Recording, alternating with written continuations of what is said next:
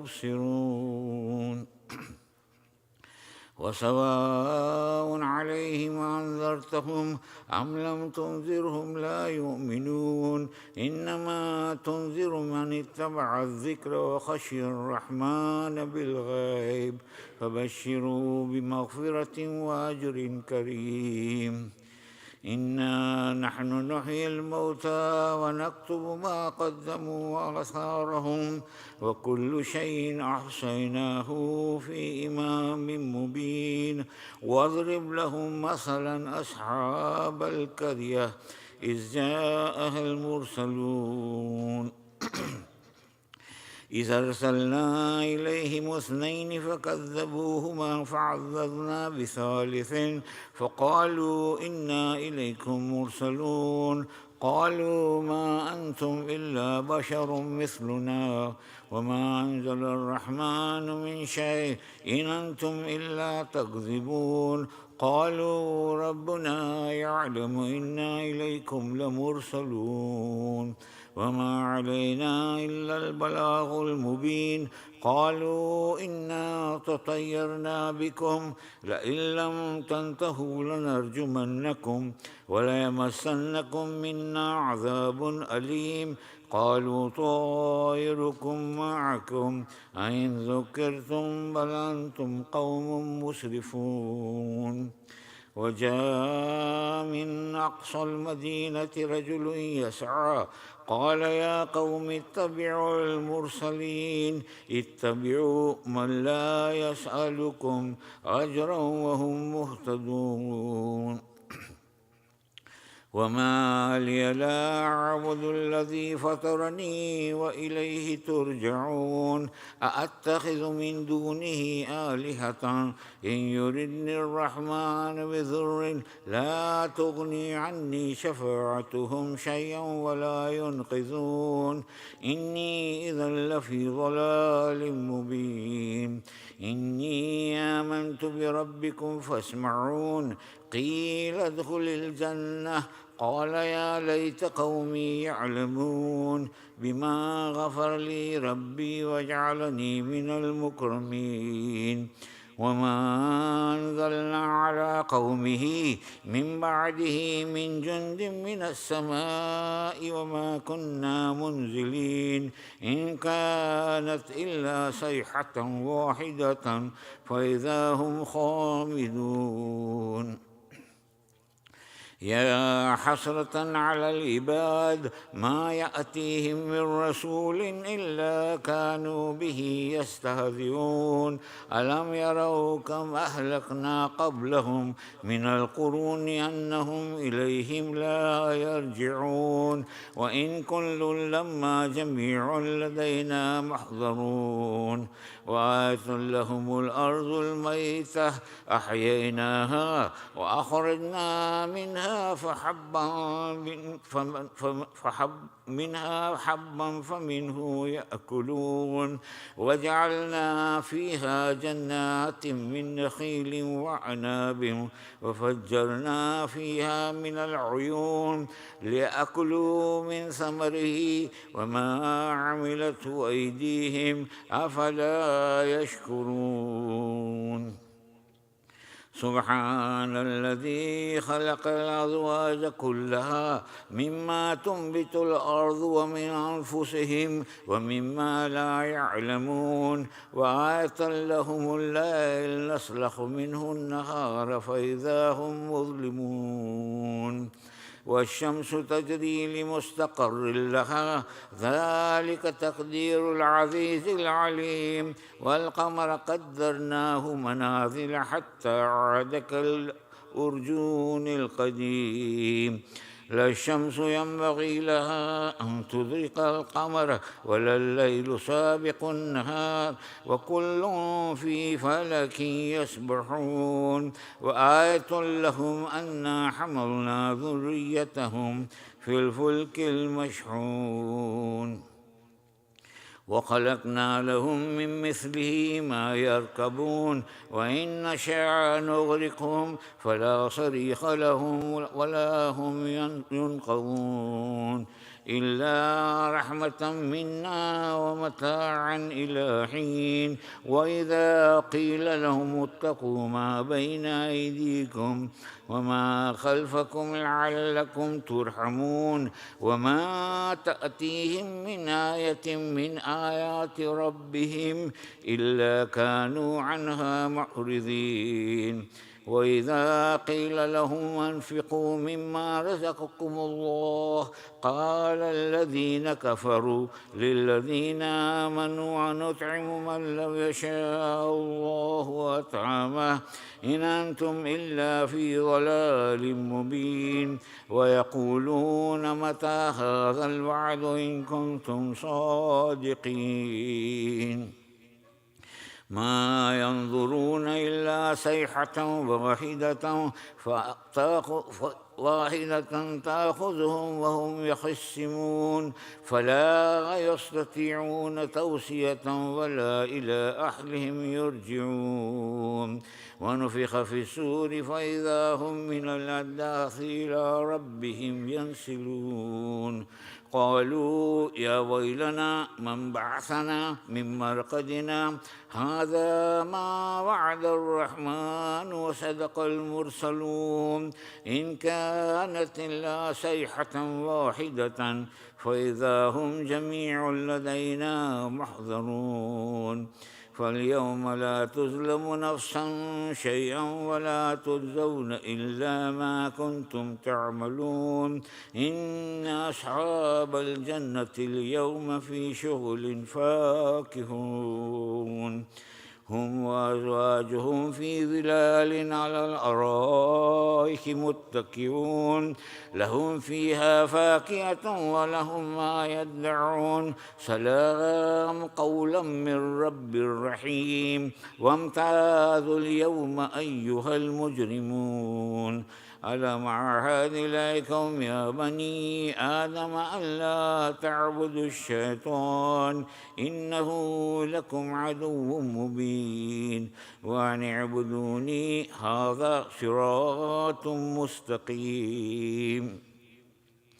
ولقد ضل منكم جبلا كثيرا أفلم تكونوا تعقلون هذه جهنم التي كنتم توعدون اصلوها اليوم بما كنتم تكفرون اليوم نختم على أفواههم وتكلمنا أيديهم وتشهد أرجلهم بما كانوا يكسبون ولو نشاء لطمسنا على أعينهم فاستبقوا الصراط فأنى يبصرون ولو نشاء لمسخناهم على مكانتهم فما استطاعوا مضيا ولا يرجعون ومن نعمره ننكسه في الخلق أفلا يعقلون وما علمناه الشعر وما ينبغي له إن هو إلا ذكر وقرآن مبين لينذر من كان حيا ويحق القول على الكافرين أولم يروا أنا خلقنا لهم مما عملت أيدينا أنعاما فهم لها مالكون وظللناها لهم فمنها ركوبهم ومنها يأكلون ولهم فيها منافع ومشارب أفلا يشكرون واتخذوا من دون الله آلهة لعلكم ينصرون لا يستطيعون نصرهم وهم لهم جند محضرون فلا يحزنك قولهم إنا نعلم ما يسرون وما يعلنون أولم ير الإنسان أنا خلقناه من نطفة فإذا هو خصيم مبين وضربنا مثلا ونسي خلقه قال من يحيي العظام وهي رميم قل يحيي الذي أنشأ أول مرة وهو بكل خلق عليم الذي جعل لكم من الشجر الأخضر نارا فإذا أنتم منه توقدون أوليس الذي خلق السماوات والأرض بقادر على أن يخلق مثلهم بلى وهو الخلاق العليم إنما أمره إذا أراد شيئا أن يقول له كن فيكون فسبحان الذي بيده ملكوت كل شيء وإليه ترجعون صدق الله العلي العظيم. سورة المباركة الفاتحة.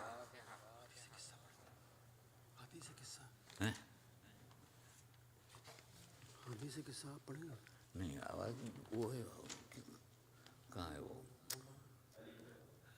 अली अली हसन कहाँ अली हसन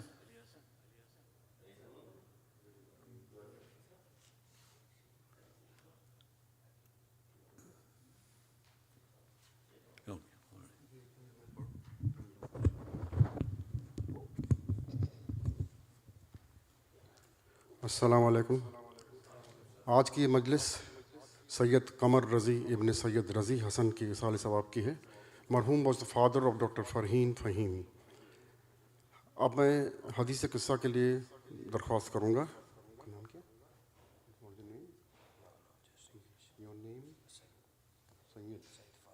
सैयद फ़ज़ल साहब पढ़ेंगे।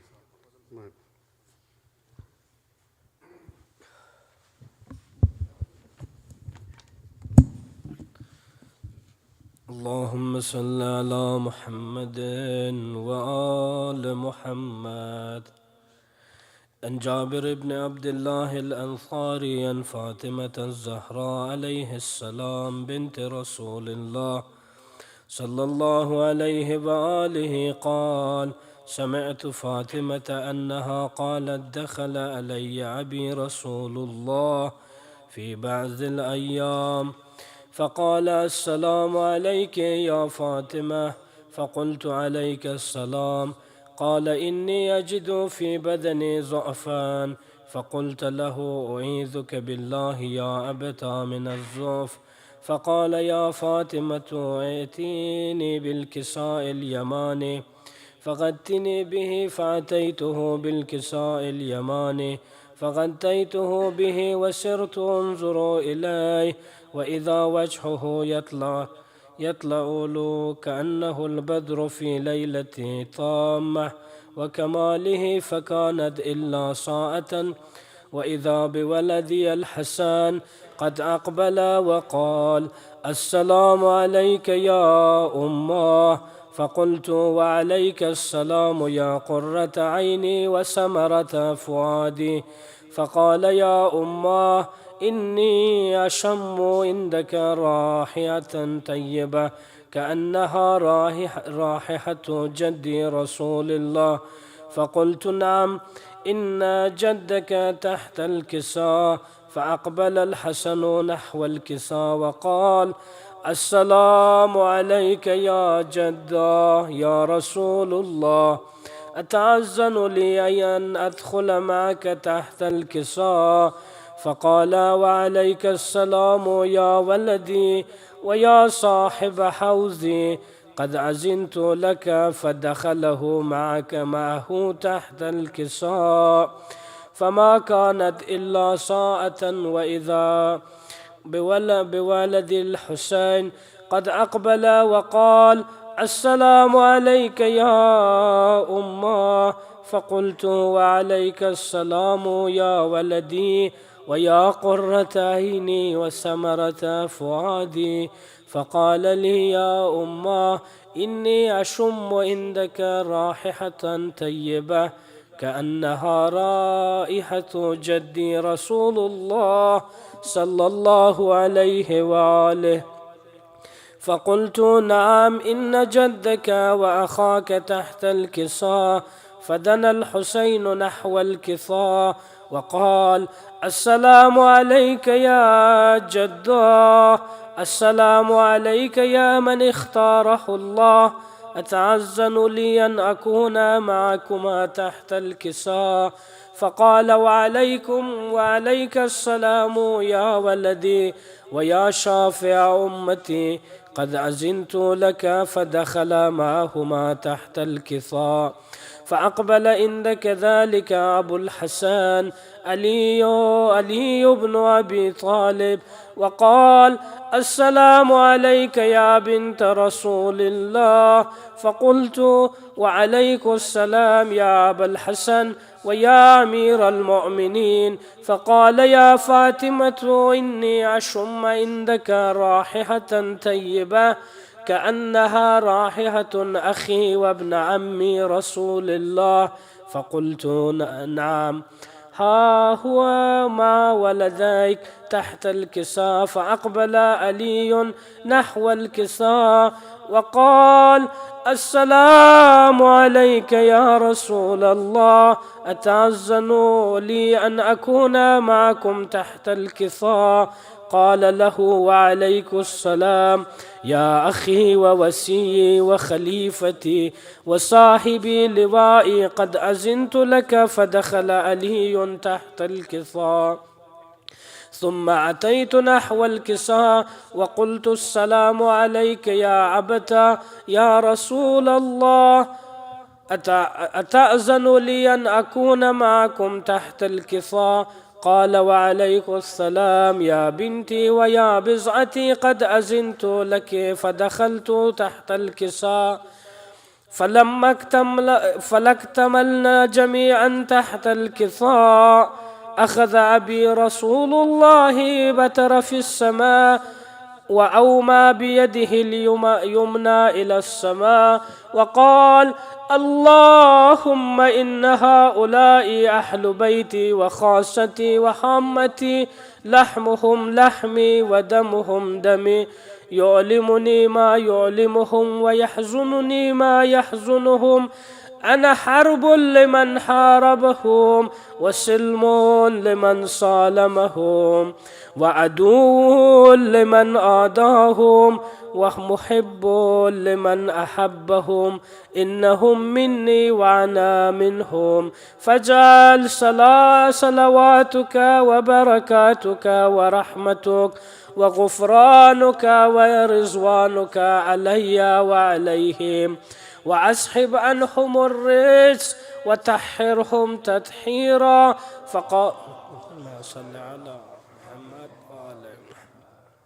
فقال الله عز وجل يا ملائكتي ويا سكان سماواتي، إني ما خلقت سماء مبنية ولا أرضا مطحية ولا قمرا منيرا ولا شمسا مضيئة ولا فلكا يدور ولا بحرا يجري ولا فلكا يسري إلا في محبتي هؤلاء الخمسة الذين هم تحت الكساء.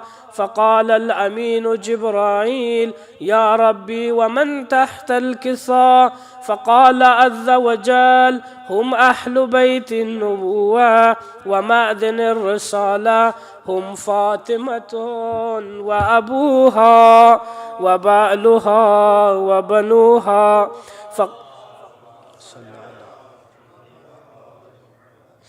فقال جبرائيل يا ربي أتأذن لي أن أحبط إلى الأرض لأكون معهم سادسا؟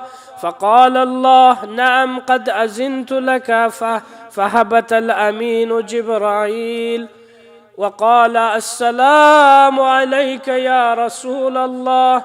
العلي الأعلى يقرئك السلام ويخصك بالتحية والإكرام ويقول لك وعزتي وجلالي إني ما خلقت سماء مبنية ولا أرضا مدحية ولا قمرا منيرا ولا شمسا مضيئة ولا فلكا يدور ولا بحرا يجري ولا فلك يسري إلا لأجلكم ومحبتكم، وقد أذن لي أن أدخل معكم، فهل تأذن لي يا رسول الله؟ فقال رسول الله وعليك السلام يا أمين وحي الله: إنه نعم قد أذنت لك. فدخل جبرائيل معنا تحت الكساء فقال لأبي: إن الله قد أوحى إليكم يقول: إنما يريد الله ليصحب عنكم الرجس أهل البيت ويطهركم تطهيرا. فقال علي لأبي: يا رسول الله، أخبرني ما لجلوسنا هذا تحت الكساء من الفضل عند الله. فقال النبي: والذي بعثني بالحق نبيا واصطفاني بالرسالة نجيا، ما ذكر خبرنا هذا في محفل من محافل أهل الأرض، وفيه جمع من شيعتنا ومحبينا، إلا ونزلت عليهم الرحمة وحفت بهم الملائكة واستغفرت لهم إلى أن يتفرقوا. فقال علي: إذن والله فزنا وفاز شيعتنا ورب الكعبة. فقال النبي ثانيا: يا علي، والذي بعثني بالحق نبيا واصطفاني بالرسالة نجيا، ما ذكر خبرنا هذا في محفل من محافل أهل الأرض، وفيه جمع من شيعتنا ومحبينا، وفيه محموم إلا وفرج الله همه، ولا مغموم إلا وكشف الله غمه، ولا طالب حاجة إلا وقضى الله حاجته. فقال علي: إذن والله فزنا وسعدنا، وكذلك شيعتنا فازوا وسعدوا في الدنيا والآخرة، ورب الكعبة. صلوات. الفاتحة.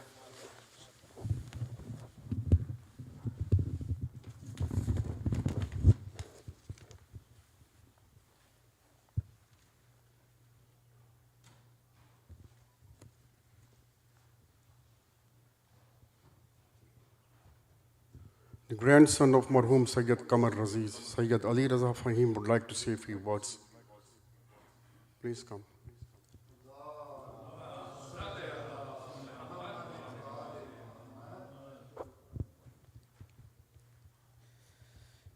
Assalamu alaikum. I would like to start by thanking everyone for gathering today to remember my Nana. My Nana was always very, very dear to me and a source of great knowledge and reassurance in my life. I learned from him the value of family. My Nana would do anything for his family. I learned from him how to be kind. If anyone is ever in need and ever asks anything of my Nana, he would always fulfill it for them. I learned from my Nana never to hold grudges. Nana would always forgive and forget any wrong anyone would do to him. I saw in my Nana the value of hard work and importance to duty that every person should have. Born the son of a provincial minister, tragedy struck early in his life when his father passed away and his family went from riches to rags.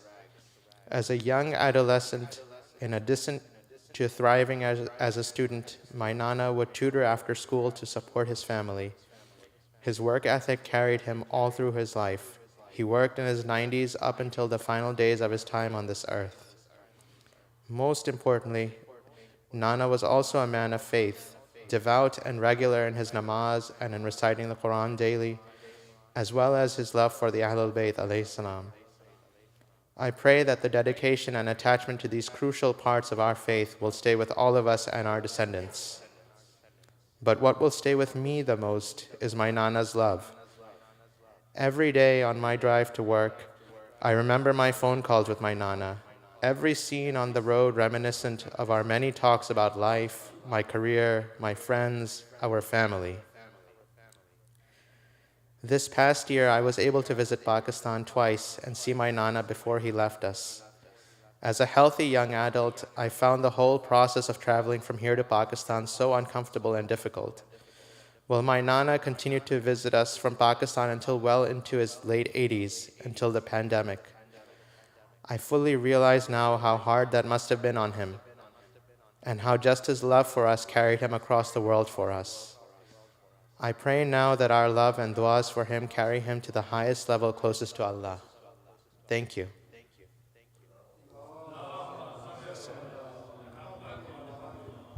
Thank you sir.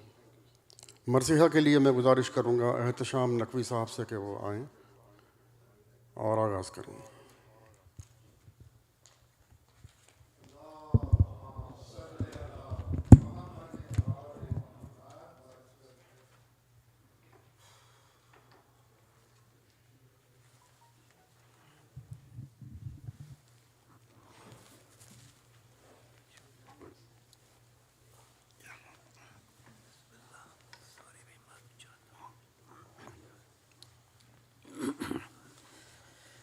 بر محمد وآل محمد صلوات.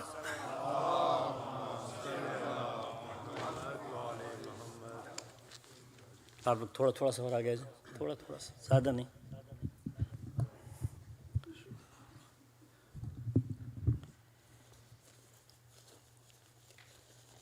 بارے دیگر صلوات.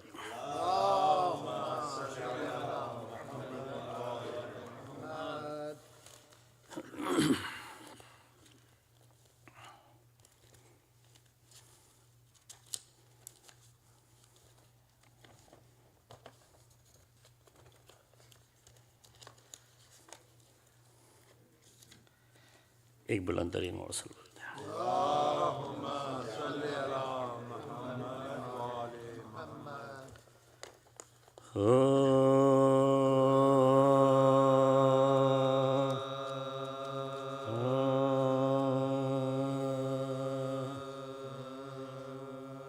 بہرے جہاں میں زندگی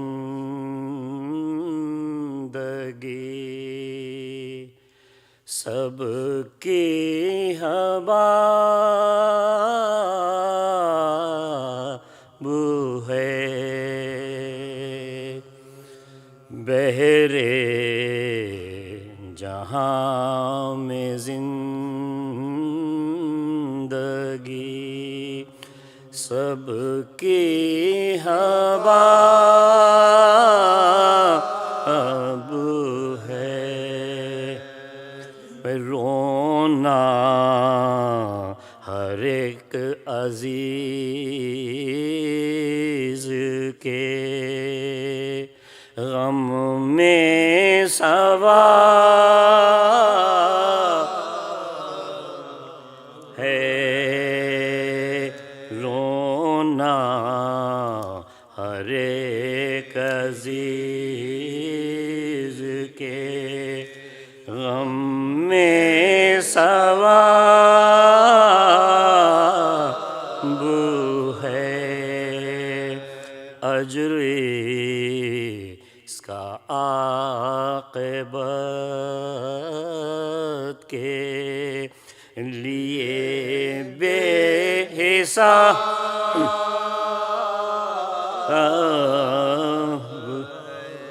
جائز یہ صدمہ و علم و اضطراب ہے. صدمہ نبی کا سید والا سے پوچھئے، غم باپ کی جدائی کا سورا سے پوچھئے،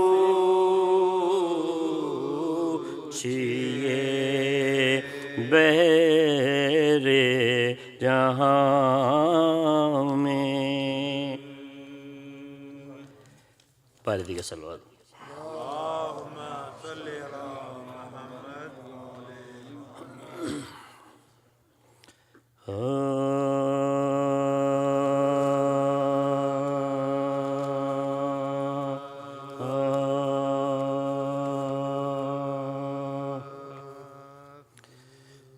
گر لاکھ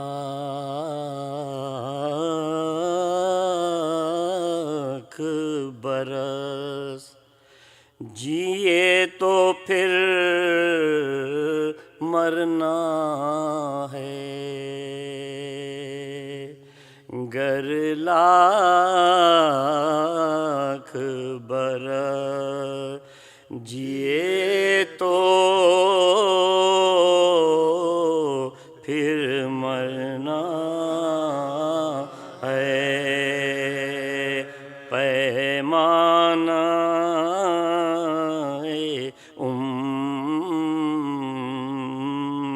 ایک دن بھرنا ہے. ہاں تو شے آخرت مہیا کر لے، ارے غافل تجھے دنیا سے سفر کرنا ہے، غافل تجھے دنیا سے سفر کرنا ہے.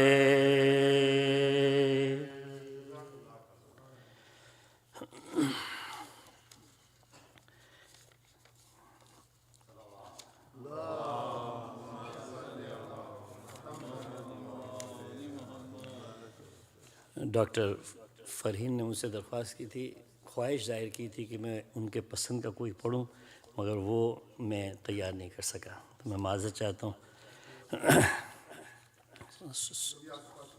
جی.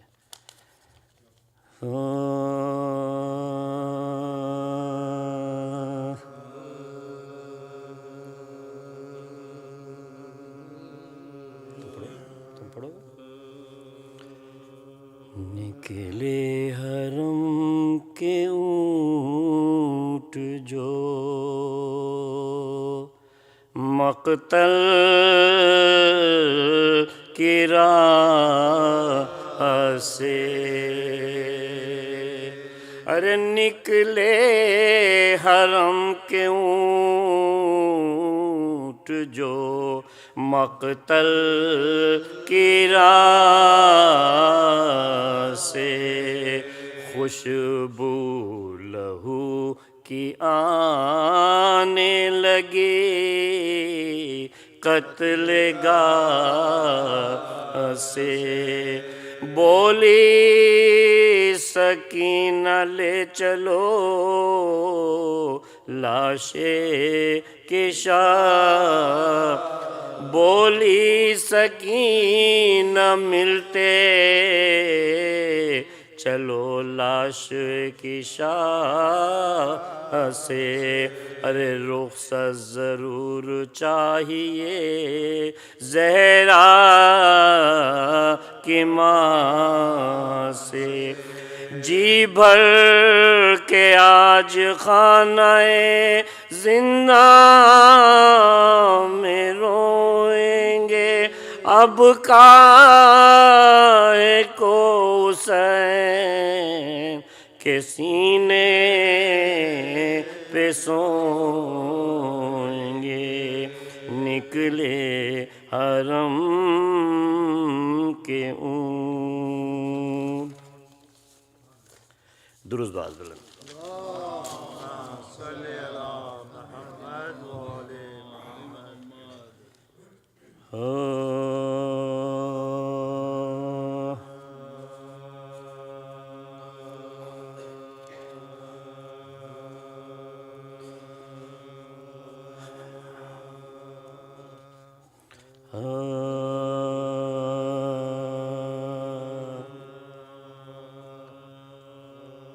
دل پہ ہیں داغ غم صبت پیمبر قبر میں دل پہ ہیں داغ غم صبت پیمبر قبر دیکھتا ہوں میں ضیاء ماں و اختر قبر میں دیکھتا ہوں میں ضیاء ماں و اختر قبر میں دل پہ ہیں داغ غم صبت تھا جو شوق روضہ صبت پیمبر قبر بھئی کھل گئی میرے لیے فردوس کے در قبر کھل گئے میرے لیے فردوس کے در قبر میں دل پہ ہیں داغ غم صبت پیمبر شعر ملازم سامنے ہے میرے کیا دلچسپ منظر دیکھتا ہوں روضہ صبت پیمبر کا درود باز بلند دیکھتا ہوں روضہ صبت پیمبر قبر میں دل پہ ہیں داغ غم صبت پیمبر زندگی میں تھا میری دل کو جو عشق بوترا مر کے پائی راحت آغوش مادر قبر مر کے پائی راحت آغوش مادر قبر میں دل پہ ہیں داغ غم صبت پیمبر چوم کر سینے کو میرے پھر گئے منکر چوم کر سینے کو میرے پھر گئے منکر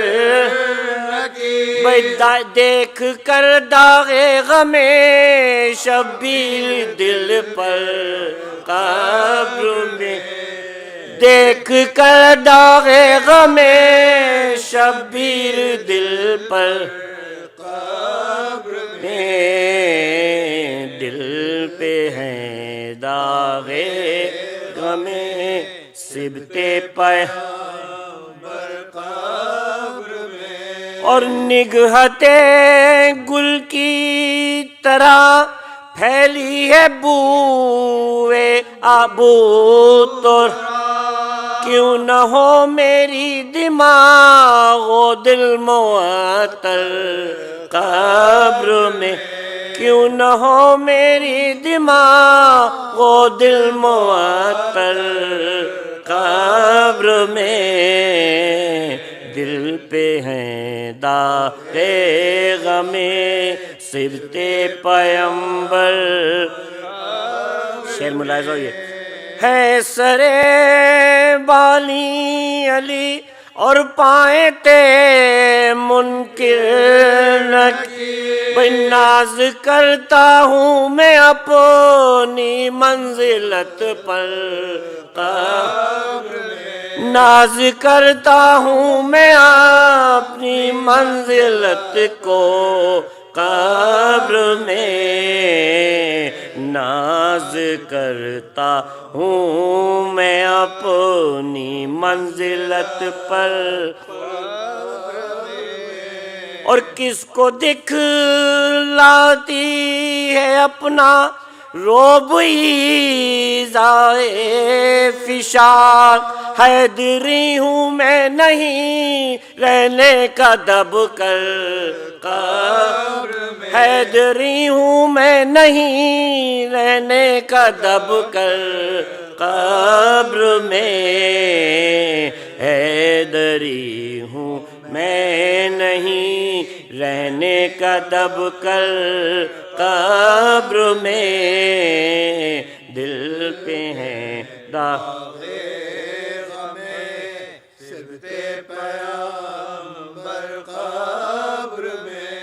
خوفناک ہے تجھے طاہر عذاب قبر کا, آئیں گے تیری مدد کرنے کو حیدر قبر میں, آئیں گے تیری مدد کرنے کو حیدر قبر میں, دل پہ ہے داغ غم صبط پیمبر قبر, دیکھتا ہوں میں ضیاء ماں و اختر قبر میں, دل پہ ہے داغ غم.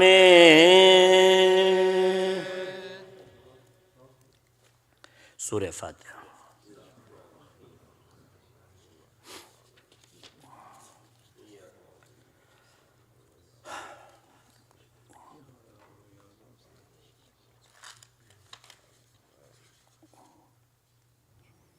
انشاءاللہ جو مجھے وقت دیا گیا اس میں ختم کروں گا, آپ مطمئن رہیں. صرف 8 بند مرثیے کے. ایک سورہ فاتحہ مرحوم مغفور کے لیے. بسم اللہ الرحمن الرحیم.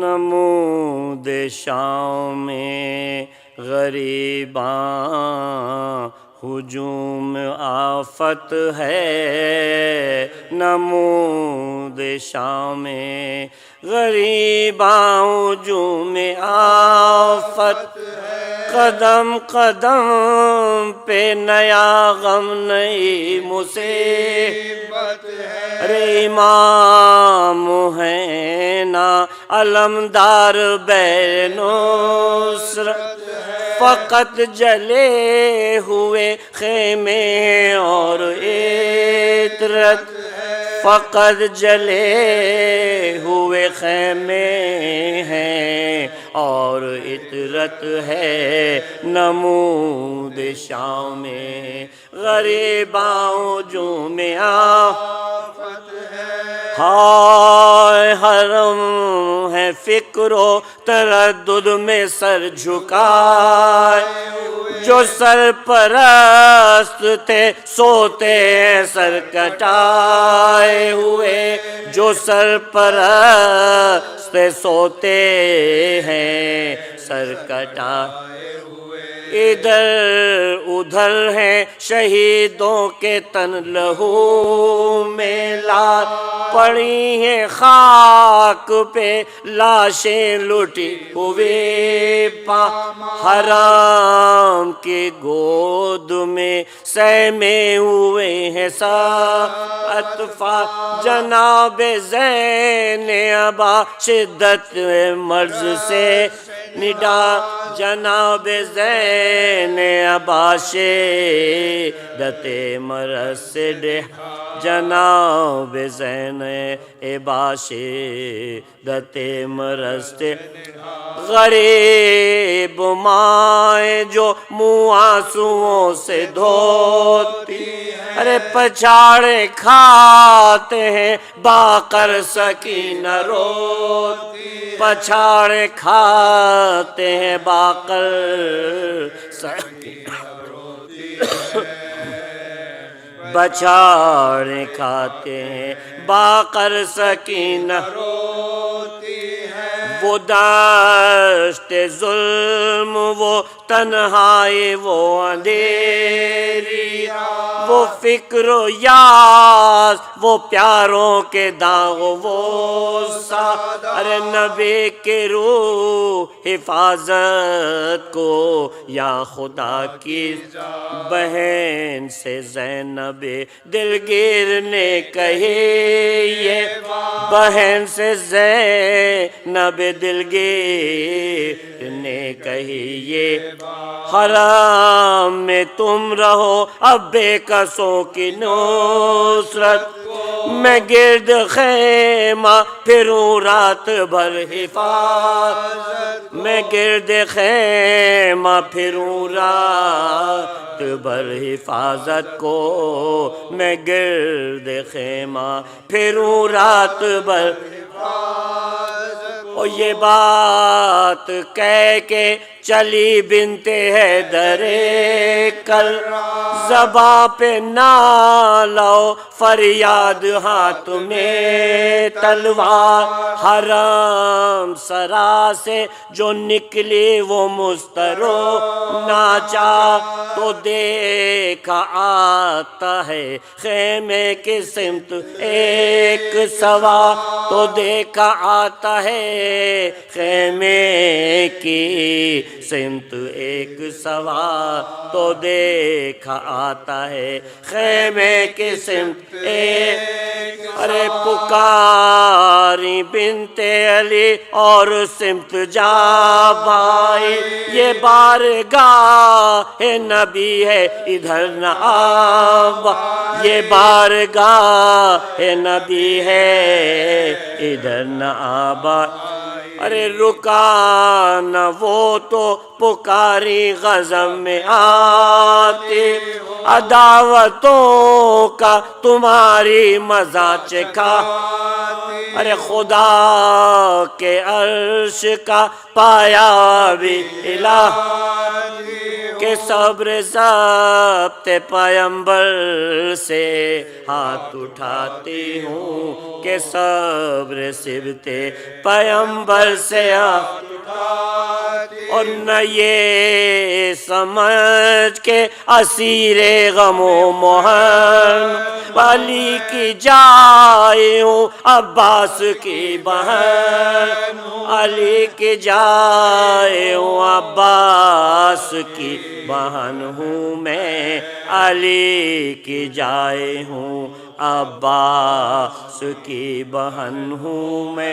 رکا نہ پھر بھی وہ شہ سوار نے کن غضب میں آ گئی تب خواہر امام میں انا فرس اڑا کے جو وہ آ گیا قریب جھپٹ کے دختر شیر خدا نے پکڑ لجا جھپٹ کے دختر شیر خدا نے پکڑی لجاؤں جھپٹ کے دختر شیر خدا نے پکڑی لجاؤں ارے لگام پکڑی جو اس سوگوار نے بڑھ گلے میں ڈال دی باہیں سوار نے بڑھ کر گلے میں ڈال دی باہیں سوار نے بڑھ کر گلے میں ڈال دی باہیں سوار نے تڑپ کے صورت بسمل وہ جان کھونے جگر لرزنے لگا بے قرار ہونے ارے غم حسین میں منہ آنسوؤں سے جھکا کے دوش پہ سر زار زار رو جھکا کے دوش پہ سر زار زار رونے لگا، جھکا کے دوش پہ سر زار زار رو، ارے کہا نہ روکو کہ خدا کا ولی ہوں اے بیٹی، میں غم زدہ تیرا بابا علی ہوں اے بیٹی، میں غم زدہ تیرا بابا ہوں اے علی بیٹی، میں غم زدہ تیرا بابا علی ہوں اے بیٹی، پکاری ہائے لٹا گھر خبر نہ لے، بچھڑ گیا میرا اکبر خبر نہ لے، ارے گزر گیا علی اصغر خبر نہ لی بابا، ارے کٹا حسین کا بھی سر خبر نہ لی بابا، کٹا حسین کا بھی سر خبر نہ لی بابا، کٹا حسین کا بھی سر خبر نہ لی بابا، ہائے حرم کا لٹ گیا زیور مدد نہ کے تم، چھنی ردائیں جلا گھر مدد نہ کے تم نے، چھنی ردائیں جلا گھر مدد نہ کی تم نے، چھلی ردائیں مدد کی نہ کی تم نے، نمود شام میں۔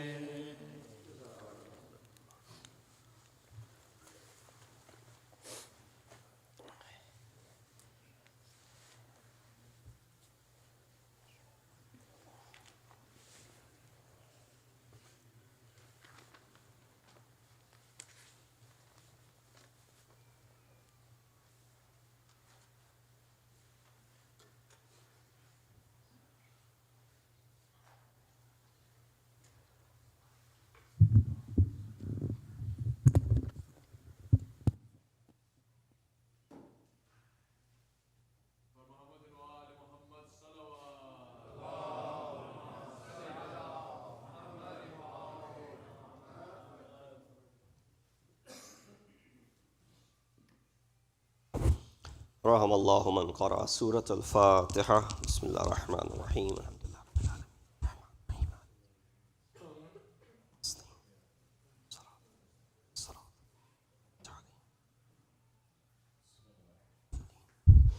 Please recite another Surah Fatiha for Marhum Sayyid Qamar Razi.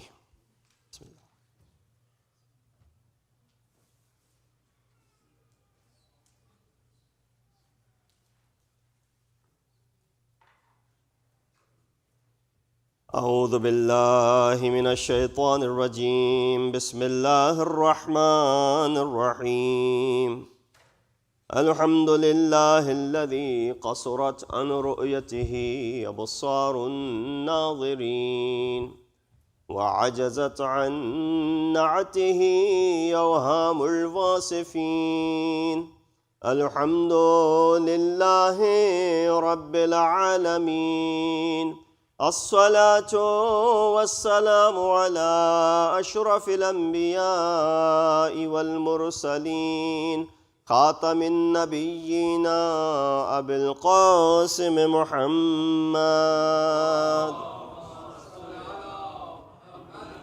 وأهل بيته الطيبين الطاهرين المعصومين، الذين أذهب الله عنهم الرجس وطهرهم تطهيرا۔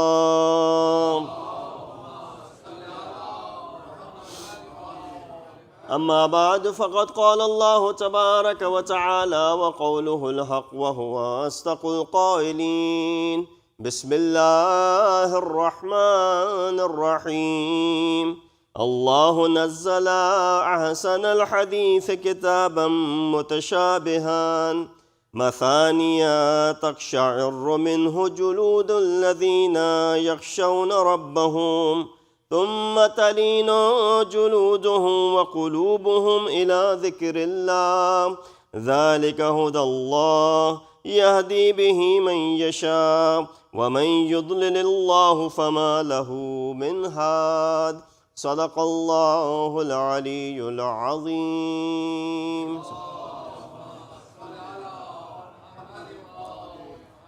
Assalamu alaikum wa rahmatullahi wa barakatuhu. Isa alayhi sawab majlis, we ask Allah subhanahu wa ta'ala to give the thawab of this majlis aza to the soul of marhum Sayyid Qamar Razi. We ask Allah subhanahu wa ta'ala to elevate his status, give him a place in the jivar of Masumeen alayhi salatu wassalam. And we ask Allah subhanahu wa ta'ala to continue to bestow sabr and patience onto the bereaved family for the loss that they have suffered. Indeed, a fatherly figure, an irreplaceable loss, regardless of how old or young the children may be. It is indeed difficult. That is the point. You are referred to as yatim. And while we are having this Isa alayhi sawab majlis, I thought I'll continue with the tafsir of Surah Al-Zumar that I was doing in the holy month of Ramadan. And I recited ayat number 23 of chapter number 39, Surah Al-Zumar.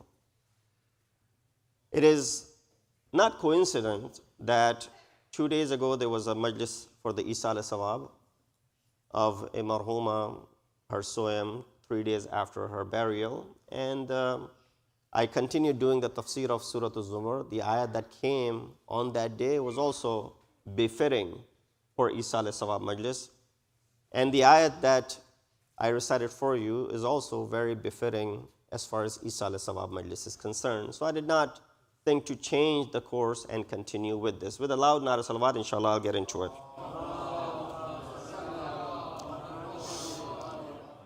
In this ayat number 23, Allah subhanahu wa ta'ala, of course, beginning with his own name, Allahu nazzala ahsan al-hadith kitaban mutashabihan.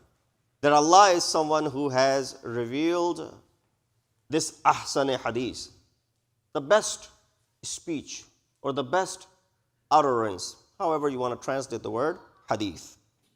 Kitaban mutashabihan, mathaniya. This book is mutashabih.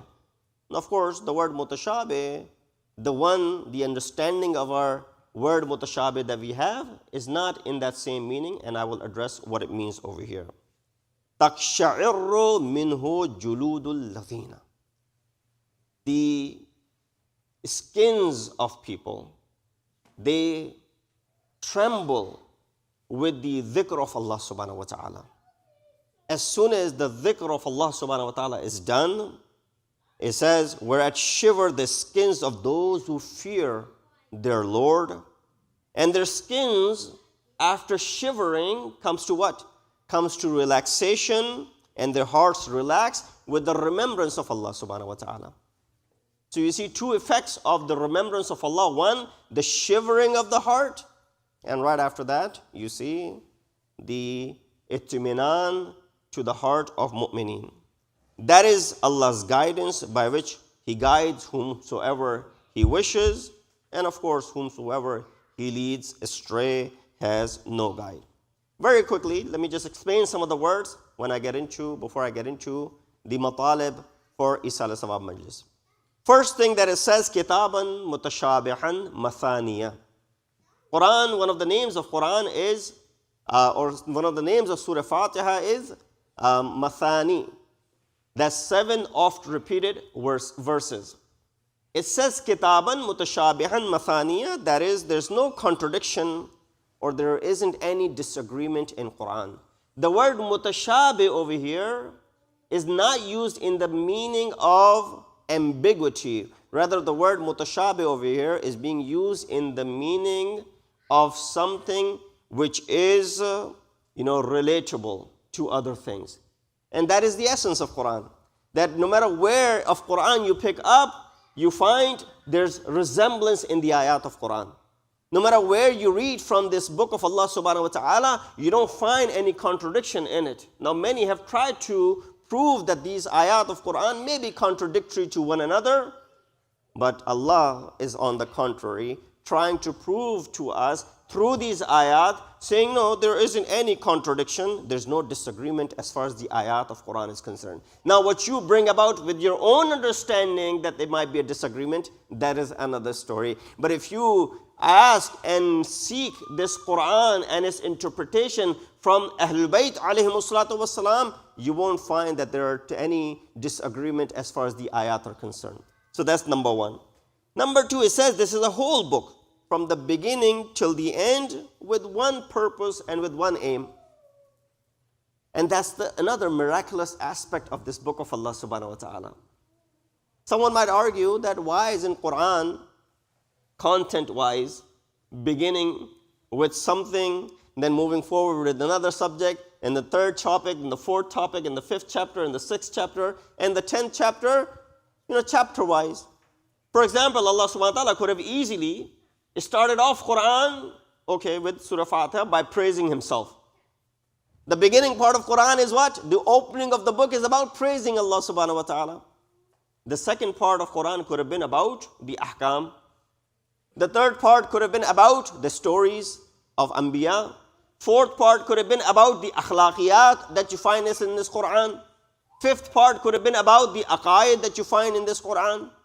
Sixth part could have been about the linguistics and the Arabic grammar or the Arabic literature in this book that you find, and the marvel of the Arabic literature that you find that was so marvelous that even the people of that time who were so good in their prose and poetry were amazed by the words of this book. So Allah subhanahu wa ta'ala could have easily created this content, table of content, chapter-wise, but you don't find that is the case in Quran. You don't see the Quran is going in certain sequence, that the beginning of Quran is about this thing, and the second part is about this thing, and the third part is about this thing, and so on and so forth. That is not the case. But what you find is that Quran all over has all of the discussions throughout Quran. In the beginning, all of the discussions are there. The praise of Allah is there, the fiqh masail are there, the story of Anbiya is there, the aqaid are there. The middle part of the Quran has the praise of Allah, has the fiqh, has the aqaid, has the stories, has akhlaqiyat. The last portion of the Quran, same things are repeated. But of course, of different people. So why is that the case?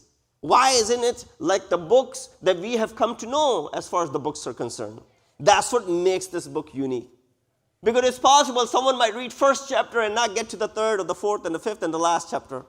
As happens to many of us, that we start reading a book, we read a few chapters of it, we like it, and then we get into something else and we don't continue on to it. So you don't get the entire flavor of those books because you didn't complete it. But Quran is such a miraculous book that if you only read the first portion of Quran, you will get the complete understanding of everything that it possesses. If you read the middle part of the Quran, you'll know exactly what is in this book. And if you only focus on the last juz or the last part of Quran, you'll get the entire gist of everything that is included in this book. And that is the miraculous nature that Allah subhanahu wa ta'ala has revealed it, and our Prophet has placed these ayat so meticulously so that anyone who only focuses on one part of Quran has been able to gain everything as far as this Quran is concerned. Salawat bheje Muhammad wa ali Muhammad par. And second aspect, miraculous aspect, that every ayat supports other ayat. Every ayat is in line with other ayat. There's no contradiction whatsoever. You may have heard of the story of a man by the name Ishaq Kindi. In the time of our 11th Imam, Imam Hassan Askari alayhi salatu wasalam,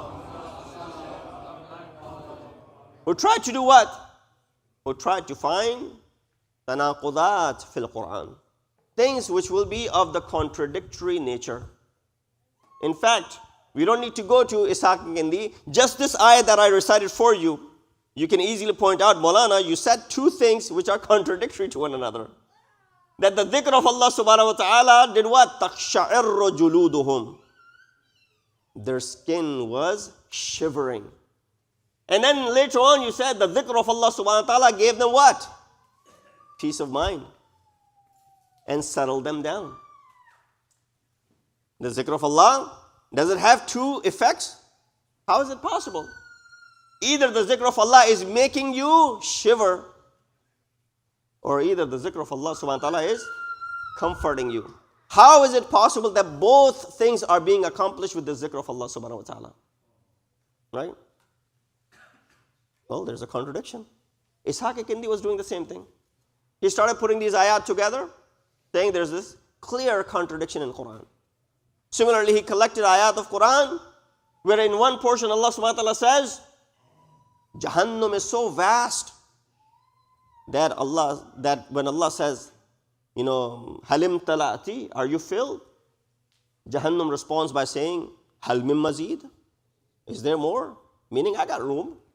I can accommodate as many as you want. Jahannam is vast. There's so much room in it.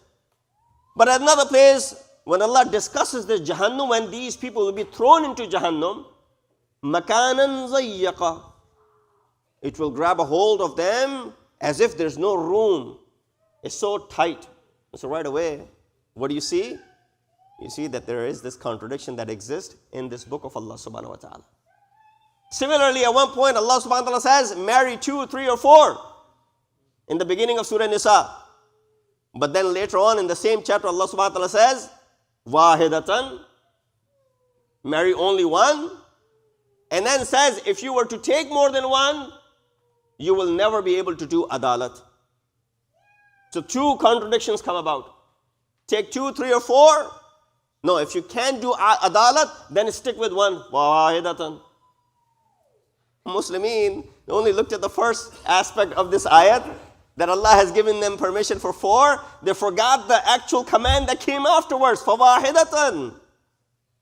1 is enough. Why? You will never be able to do justice. It was only the Zat of Rasulullah who was able to do justice. You cannot do it on the other hand. لَن تَسْتَطِيعُوا. That's the ayat of Quran. لَن تَسْتَطِيعُوا. Meaning what? Abadan, you will never be able to show justice. So right away, looking at it from not the fiqh aspect, you find what? Contradiction in Quran. Similarly, there are other aspects where Allah subhanahu wa ta'ala says one thing, and then there's an ayat which is on the contradiction of it. So this book was being created by Ishaq Kindi. Of course, one of his students was also a student of 11th Imam.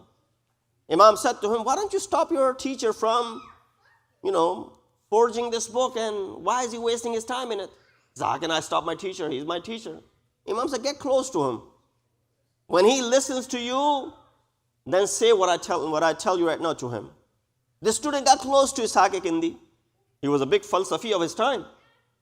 He's known in the Islamic history as one of the bigger philosophers. When this student got close to him, one day he asked him, Oh Ishaq, this book that you write, which you call Tanaquzat fil Quran, the tanaquz, the contradictions that you find, is it your interpretation, or this is what Allah subhanahu wa ta'ala also means? He said, no, this is my interpretation. I don't know what Allah subhanahu wa ta'ala means by any of these ayat of Quran. He said, then how can you go ahead and call it to be contradiction? He said, who told you that? He said, no, I came up with it myself. He said, no, being my student, I don't think you have the ability to come up with such a conclusion. Then he pointed toward Imam Hasan Askari alayhi salatu wasalam. And when Imam was informed, what did Ishaq Kindi do? He burned all of his work away. He said, this is not the right area to be investing all of my energies in. So here we understand why do these ayat exist in Quran, and Allah subhanahu wa ta'ala refers to these ayat as mutashabih. Some nukat in this ayat, and then I'll answer. I'm not going to leave you hanging with those contradictory ayat that I just mentioned for you. Some of the nukat. Hadith, the word ahsan hadith is being mentioned here. What does the word hadith mean? We all know what hadith means. Hadith is a speech or an utterance. In this verse, it means Quran is the best hadith. Allah subhanahu wa ta'ala even calls Quran to be what? Hadith. Ahsanul hadith. Meaning what? It's the most comprehensive, and it's the most authentic, and it's the most eloquent of the ahadith. There's no hadith that can get to the level of the comprehensiveness and can get to the level of the eloquence of this hadith. The word mutashabih itself means what? Ambiguous, as I mentioned before, but there are few meanings that are mentioned here. One, that it has multiple interpretations. Yes, we don't believe in tahrif of Quran, but we believe in the wrong interpretation of Quran. People have done misinterpretations of Quran. For example, the misinterpretation that we find in that ayat when Allah subhanahu wa ta'ala says that only Allah has the ilm, وَالرَّاسِخُونَ فِي الْعِلْمِ. Who possesses the ilm? Allah subhanahu wa ta'ala, and وَالرَّاسِخُونَ فِي الْعِلْمِ. Those who are well versed in the ayat of Quran, they possess the ilm. So, well, where's the contradiction? Why the interpretation is different? Well, they changed the meaning of it. It says Allah possesses the ilm, and rasikhuna fil ilm follow what Allah subhanahu wa ta'ala has said. They don't put Allah and rasikhuna fil ilm at the same place as those who possess the knowledge. So there is interpretation aspect where you find difficulty in it. Number two, the word mutashabih is opposite to muhkam, as we know. The ayat of Quran which talks about hunna ummul kitab, that this is the ummul kitab, wa ukharu mutashabihat. There's some ayat which are muhkam, and then there's some ayat which are mutashabih. I'm quickly going through some of the linguistics aspect before I get to the actual discussion about it. Next thing is the ahsanul hadith. This is an interesting discussion. Allah uses the word ahsanul hadith. Why Allah calls this to be hadith? Well, in chapter 2, verse 34, Allah subhanahu wa ta'ala, when He challenges the kuffar, there are certain ayat which are in Quran called ayat-e-tahaddi, the challenging verses of Quran. Because what was the biggest muqaddimah of these people? That Rasulullah has put this Quran together by himself. He, over the years of 40 years, he produced this book. So Allah subhanahu wa ta'ala said, okay, if you think this is kalam-e-bashar, you go ahead and produce something similar to this. You brag about your own poetry and prose, right? Let's see, you can go ahead and produce something similar to this. So there are three challenges that are posed in Quran. First challenge that is posed is to bring forth a book like this. That is in the beginning of Surah Baqarah, when it says, وَإِن كُنْتُمْ فِي رَيْبٍ مِمَّا نَزَّلْنَا عَلَىٰ عَبْدِنَا فَأْتُوا بِسُورَةٍ مِّن مِّثْلِهِ وَادْعُوا شُهَدَاءَكُمْ إِن كُنْتُمْ صَادِقِينَ. If you have any doubt what we have revealed to him, then go ahead and forge a book like this. Go ahead and get all the help that you need. Cheat if you want to. This cheating is allowed over here. Go ahead and get all the help you need and produce a book like this. Of course, they were not able to do so. So Allah subhanahu wa ta'ala did what? He lowered the challenge. You can't produce a book? Okay, why don't you produce one chapter like this? Where do you find this ayat? In Surah 11, chapter Hud, ayat number 11 as well. قُلْ فَأْتُوا بِأَشْرِ سُوَرٍ مِثْلِهِ مُفْتَرَيَاتٍ. This is one of the indications that Quran is still intact, without tahrif. That Quran is the way Rasulullah left it, harf by harf, ayat by ayat, word to word. Why? Chapter 11 is saying, bring forth 10 chapters like this. 10 previous chapters that's just passed. Bring forth 10. You can't bring the entire Quran? Bring 10 chapters if you can. Of course, they were not able to do so. Allah subhanahu wa ta'ala lowered the challenge and He said what? He then said, فَلْيَاتُوا بِحَدِيثٍ مِثْلِهِ. You can't bring a chapter. Bring one ayat like the likes of Quran. One ayat, bihadith, one utterance, one speech equaling the ayat of Quran. Of course, they were not even able to produce that either. At that point, Allah subhanahu wa ta'ala revealed the ayat, says, وَلَنِ اجْتَمَعَتِ الْجِنُّ وَالْإِنسِ. If all the jinn and all of the mankind were to get together to produce anything like this Quran, they will never be able to do so. Quit trying. Stop trying. This is not the word of Bashar. This is the word of Hakim, Allah, who is Alim. Salawat biji Muhammad wa ali Muhammad par. So therefore you find what in this Quran? Ahsan hadith. What is Ahsan hadith? You find Ahsan qisas. The beginning of Surah Yusuf is what? Nahnu naqussu alayka ahsan al-qasas. Bima awhayna ilaykum. We tell you the most beautiful of the stories. And could there be a story more beautiful than the story of Hazrat Yusuf alayhi wasalam? The story that begins him being beloved by his father, the jealousy that comes in the brothers, so that they get to the extent where they try to take his life. One of the older brothers says, no, don't take his life. We want to get rid of him. Throw him into the well. He'll be taken away. The entire story of Hazrat Yusuf alayhi wasalam, and so many points. So many ulama have done ashara on the story of Hazrat Yusuf alayhi wasalam. Many points can be derived. Many aspects of shafa'at can be derived from the story of Hazrat Yusuf alayhi wasalam. Within the life of Hazrat Yaqub, both are what? Anbiya. First and foremost, people question, why do you weep for the deceased? Why do you cry for the deceased? Why you shed tears? Innal mayyata la yu'adhabu bi bukai ahlihi alayh. Indeed, the mayyat is given adab when the ahl and the ayal are weeping for it. Bukhari has this riwayat. And what happens to the mayyat? Mayyat is given adab when people are weeping for the mayyat. No? You're talking about weeping for the mayyat. Hazrat Yaqub alayhi wasalam wept for his son who was alive, to the extent that Quran says what? وَبِيَزَّتْ عَيْنَاهُ مِنَ الْحُزْنِ. His eyes turned white. He wept so much for his son. If weeping was something wrong, then why would a Nabi of Allah subhanahu wa ta'ala be acting on it? We are followers of the sunnat of Allah and the sunnat of the Anbiya of Allah subhanahu wa ta'ala. In the sunnat of Nabi Yaqub, weeping is okay, crying is okay. Therefore, regardless of what hadith you bring from Bukhari or Muslim, this will be something more authentic to us because it has appeared in Quran. Number two, the concept of shafa'at. There's no shafa'at. Quran denies shafa'at. There's no intercession.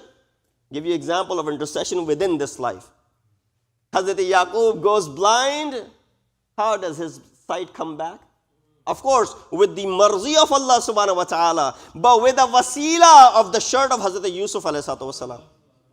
Hazrat Yusuf sends his shirt to his father, put it on his eyes, yartadda, that his yartadda basiran, that his basirat and his basair and his eyesight and his vision comes back.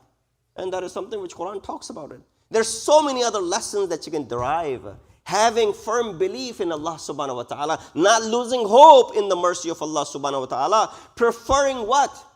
Hazrat Yusuf said, Inni ahabbu sijn, I prefer being in the prison than being outside in the environment where there is what?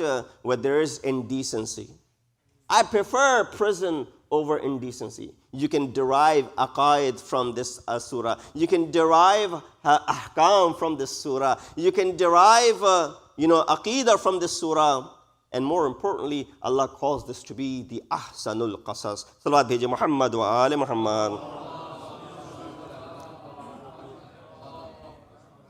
Similarly, you look at the story of Hazrat Sulaiman alayhi wasalam, which is again ahsanul qasas. One of the more beautiful stories that are mentioned in this book of Allah subhanahu wa ta'ala.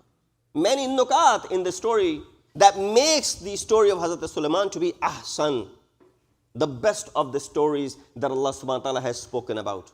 For example, the story that itself begins that Hazrat Sulaiman asking Allah subhanahu wa ta'ala for a kingdom, la yanbaghi li ahadin, a kingdom that cannot be given to anyone else. Not befitting to anyone else. Oh Allah, give me that sort of kingdom. Allah gives him that kingdom. He's able to control not insan, but the jinn, but the animals and the tuyur and all of them. They are under his supervision. No one can be absent from the assembly.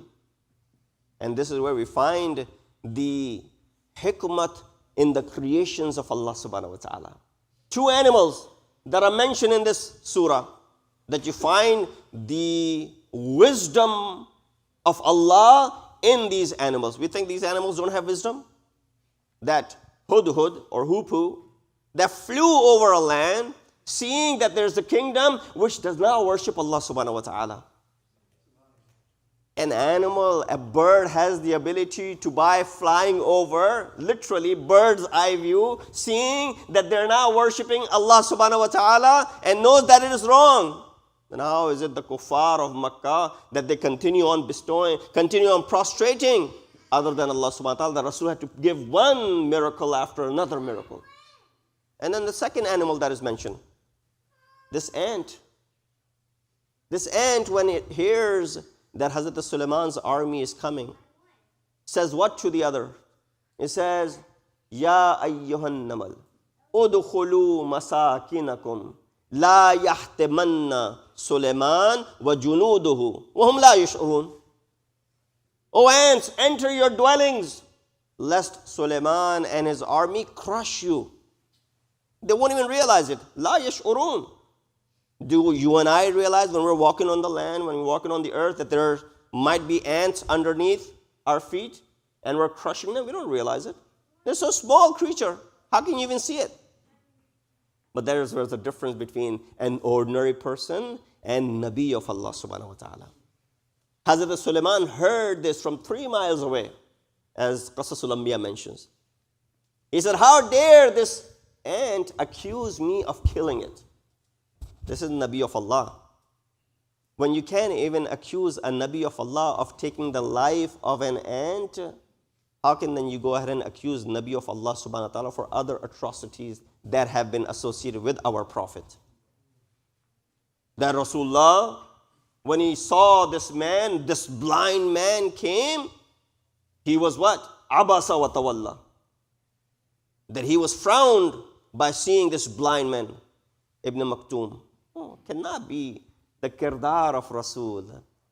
The one for whom Quran says, O Rasul, you are rahmatan lil alameen.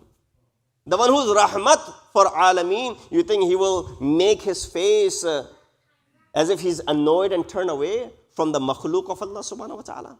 That is not the Rasul that we believe in. So Hazrat Sulaiman heard the sound and the voice of this ant. Didn't go himself. Sent his deputy, sent his wazir. Oh, my wazir, go, tell this ant, bring it to me. How dare she accuse me of killing her? You didn't pay attention. Not just Nabi has the abilities, but also the wazir of the Nabi has the similar abilities. Not only the Nabi was able to hear the namal, but he sends his wazir to go get this namal. Meaning what? Nabi and his wasi have the similar characteristics. That's why Hazrat Sulaiman is sending him to go ahead and speak to this ant. Bring it forth to me. How dare she accuse me of killing it? And he goes, brings this ant. Hazrat Sulaiman raises the ant on his hand. فَتَبَسَّمَ زَاهِكًا. He smiled initially. Of course, not going to crush you. He said, how dare you say something like this? You know what the ant said? I feel proud that I'm being raised on the hand of the Nabi. You know, an ant has the wisdom to understand what it is to be raised on the hands of the Nabi. But the ummah was so blind, couldn't see when Ali was raised on the hands of Nabi Akram, Hazrat Muhammad Mustafa sallallahu alayhi wa sallam. You want to see more of the abilities of the wazir of Hazrat Sulaiman? Asif ibn Barqiyah is there. He says, who will amongst you will bring me the takht of Bilqis? Ifrit said, I'll bring it. You know, in a little while. He said, no, a little while is too long. I need it right away. Asif ibn Barqiyah stands up and he says, before you blink your eyes, I'll bring it. To this day, humans are, this is incomprehensible. You can't comprehend this. You can't fathom that how is it possible, physical distance from Palestine, present day, where Hazrat Sulaiman was, Hazrat Dawood and Sulaiman in Palestine, present day, and Bilqis was where? In Yemen. 1,500 miles distance. A physical object, that to a throne of a queen. How long did it take Asif ibn Barqiyah? blink of an eye. And not that his blink of an eye, because he could just blink and not blink back. No, but your blink of an eye, which is probably less than a second. How is it possible? With all the progress that science has made, even till this day, you cannot go ahead and do such a miracle. When that is not possible, then how dare you turn away from the command of Allah subhanahu wa ta'ala? Just a couple of days ago, or yesterday rather, did we not feel helpless when this earth shook for a little while? This ghamand, this arrogance that insan has, that he has done something or established something, it shook for a few seconds and we were all shivering, as the ayat of Quran says, فَتَقْشَعِرَّ جُلُودُهُمْ. I don't know about your julud, but my skin was shivering. But right away, when you remember Allah subhanahu wa ta'ala and do the dhikr of Allah subhanahu wa ta'ala, right away, with that remembrance, you find this itminan qalb, right? You are fearful. How is it that the same zikr of Allah subhanahu wa ta'ala instills fear in your heart? And the same fear of Allah subhanahu wa ta'ala can give you itminan.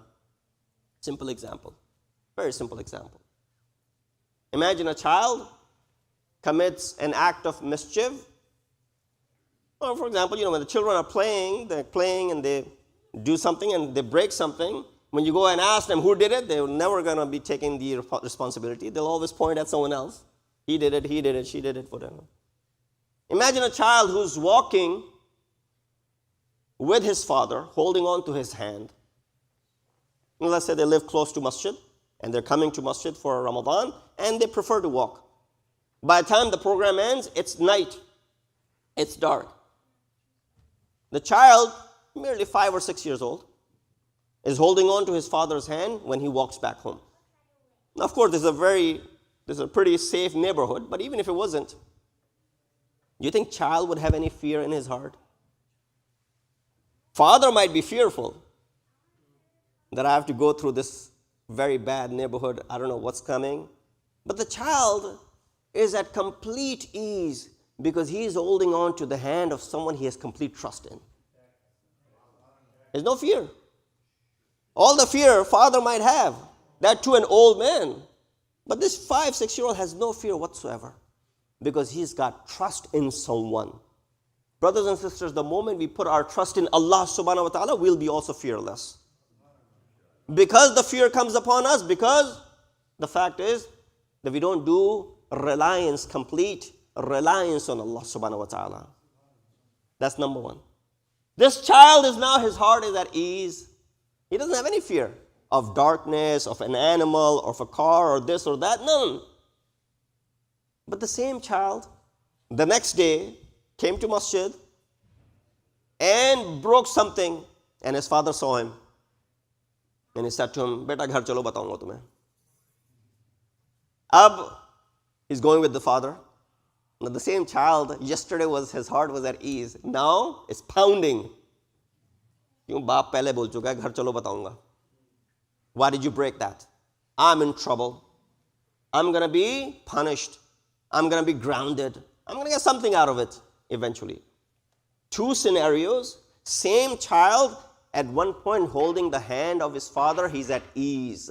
Second scenario, holding the hand of his father, heart is pounding. That is with Allah subhanahu wa ta'ala as well. When you do the dhikr of Allah subhanahu wa ta'ala, إِنَّمَا الْمُؤْمِنُونَ إِذَا ذُكِرَ اللَّهُ وَجِلَتْ قُلُوبُهُمْ. The hearts start to tremble. Hearts start to shiver. Why? When you really have the fear of Allah subhanahu wa ta'ala. Better example for you guys. We've all heard the masa'ib of Sayyid al-Shuhada hundreds and thousands of times.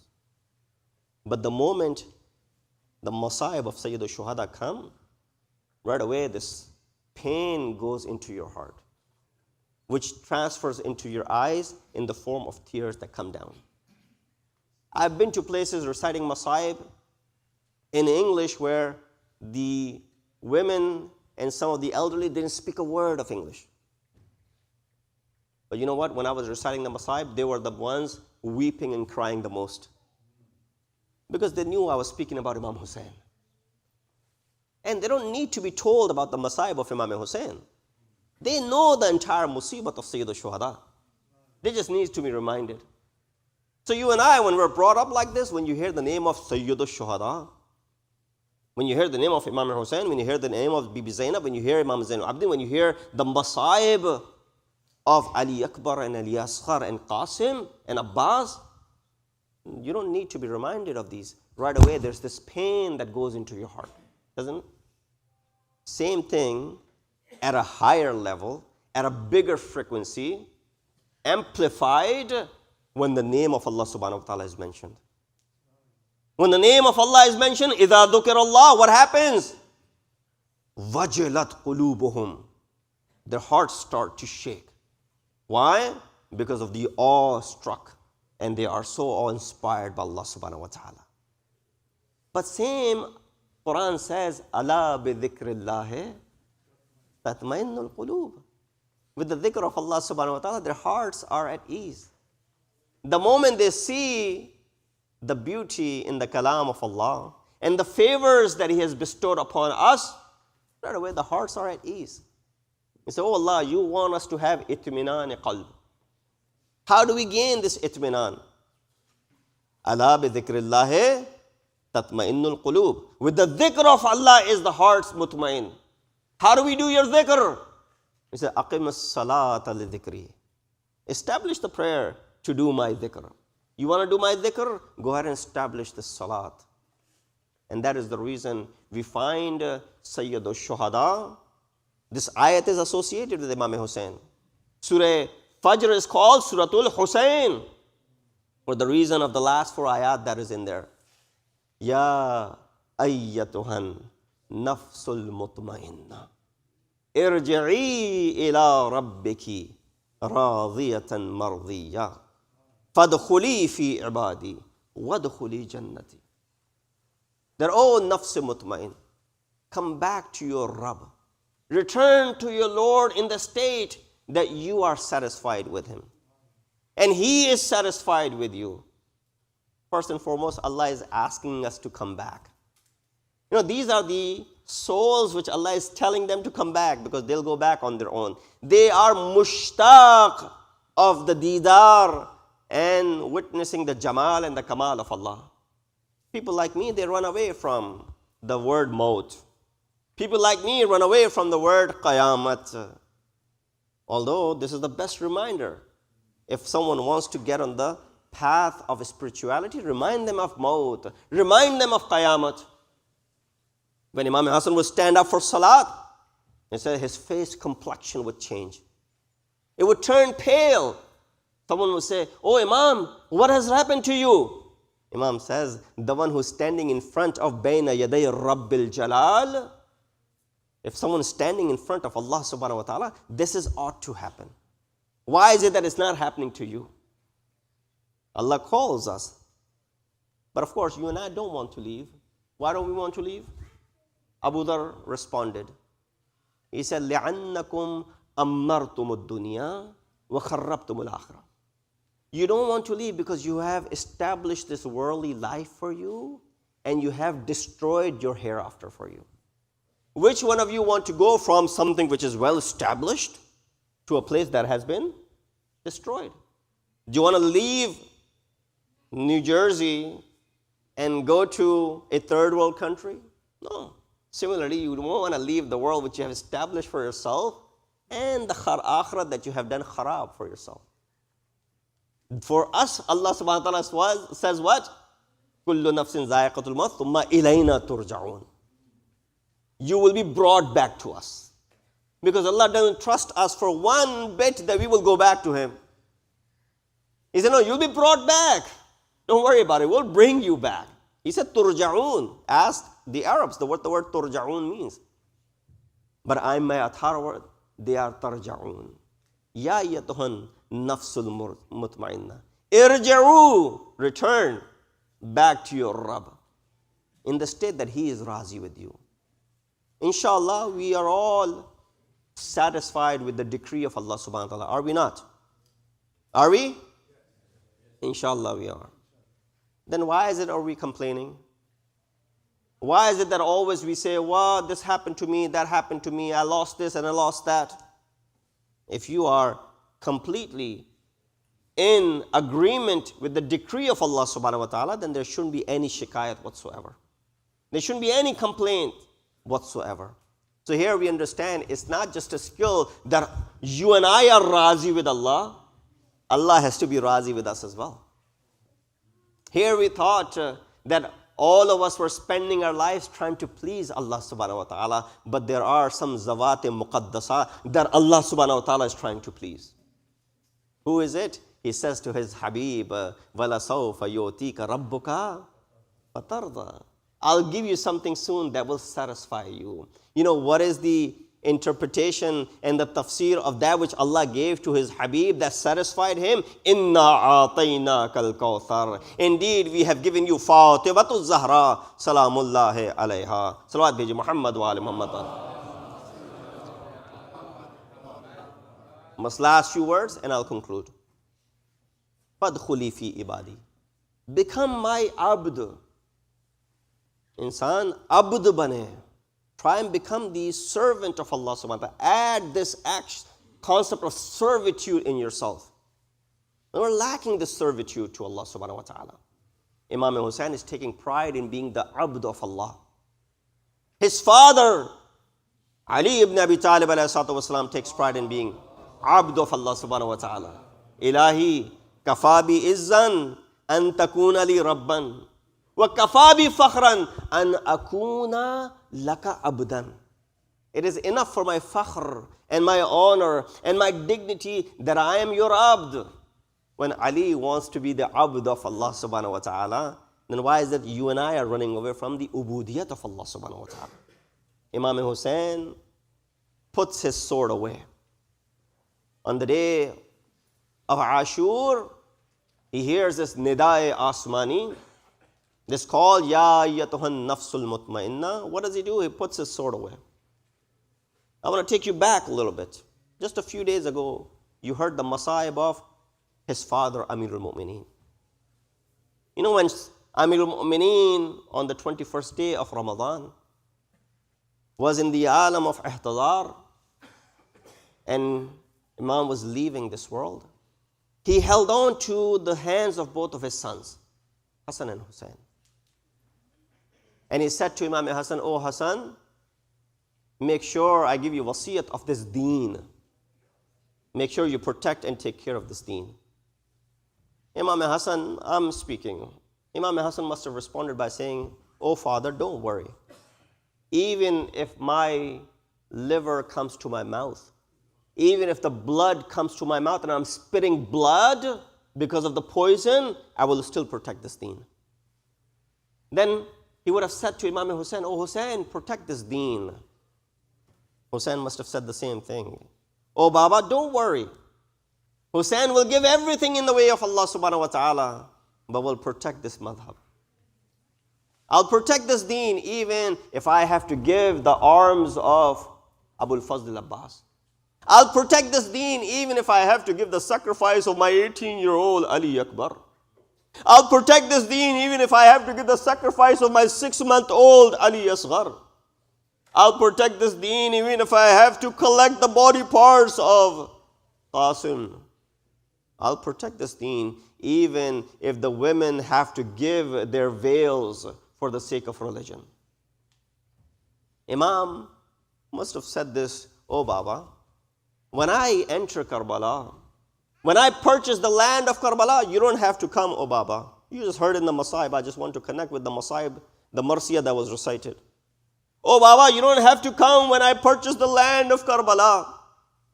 Oh Baba, you don't have to come when I'm picking up the bodies of the Shuhada from the plains of Karbala. Oh Baba, you don't have to come when I'm pulling the dagger from the heart of my son Ali Akbar. Oh Baba, you don't have to come when I take my young Ali Asghar for a sip of water and in return he gets this 3-pronged arrow that I have to pull out and the blood comes gushing out of it. Oh Baba, you don't have to come when my brother Abbas loses both of his arms Oh Baba, don't come. I'll take care of all of these masaib.